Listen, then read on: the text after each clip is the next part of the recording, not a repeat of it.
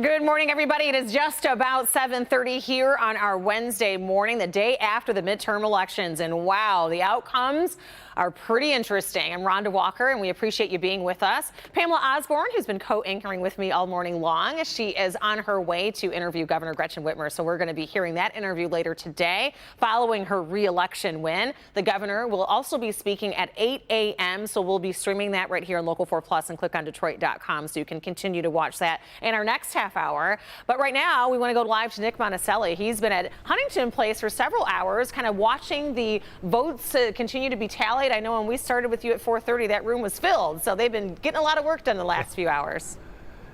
You know, it was packed, and then at about 5 a.m. they kind of said, all right, we're done, and the workers started walking out, and now, as you can see, it's almost empty. It is a very quiet and cold Huntington Place. But I want to talk about some of the numbers from what actually happened in this room. Take a look at this. So there were 8,658 absentee ballots that were cast in the city of Detroit, and all 80,000 of those had to be counted right here in this room. 87,000 votes came in person yesterday on Election Day, and that for the city of Detroit is a 34 to 35% turnout.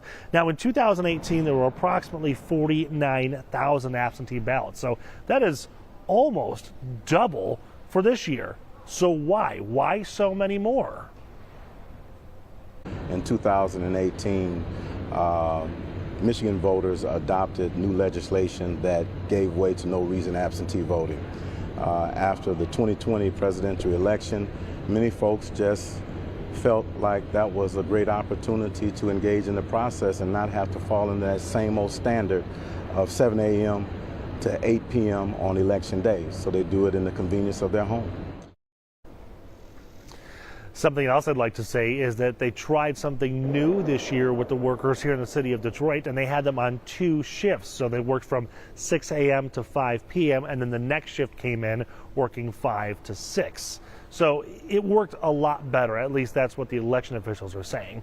Now let's talk about the gubernatorial race, Governor Whitmer versus Tudor Dixon. It's been projected Gretchen Whitmer will stay in office, but even at this moment, Tudor Dixon is not ready to concede. Just after 2 a.m., Fox News called Michigan's governor race, then the Associated Press, projecting the incumbent Governor Gretchen Whitmer will remain in office. We have come a long way, Michigan. We are thrilled at the unexpected high turnout. We are thrilled that the 3 ballot initiatives got passed.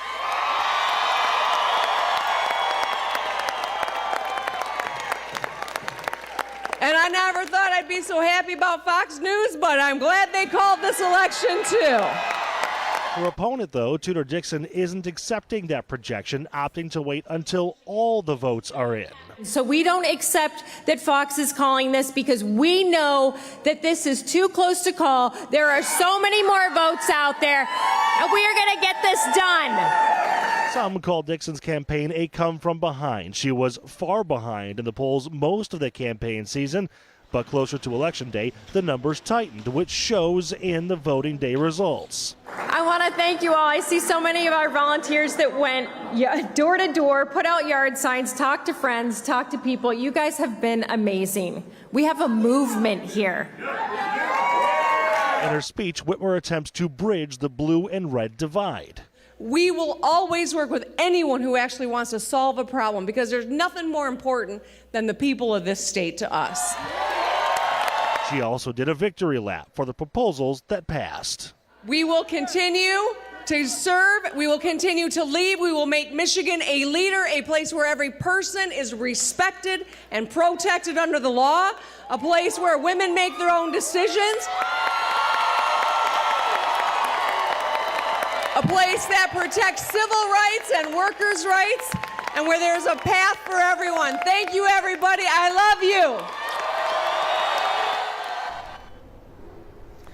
Now, as we mentioned, the governor is expected to have a press conference in about 30 minutes. You can hear from her and hear her plans for the next several years. Bringing things back to Huntington Place here, I want to show you what the process is right now. Is they're going to take all of these gray lock boxes, those secure boxes with the absentee ballots inside, pack them up on the Penske trucks that are here, those rental trucks, and then bring them over so they can be turned over certified and then turned over to the state of Michigan. Rhonda, after talking to the election officials, they say that this year they had no issues. Things went very smoothly. Everything was on time. And as you know, that is great to hear considering our history with elections here in the city of Detroit. Speaks volumes about all the preparation that went into making sure that that would be the case. Thank you, Nick.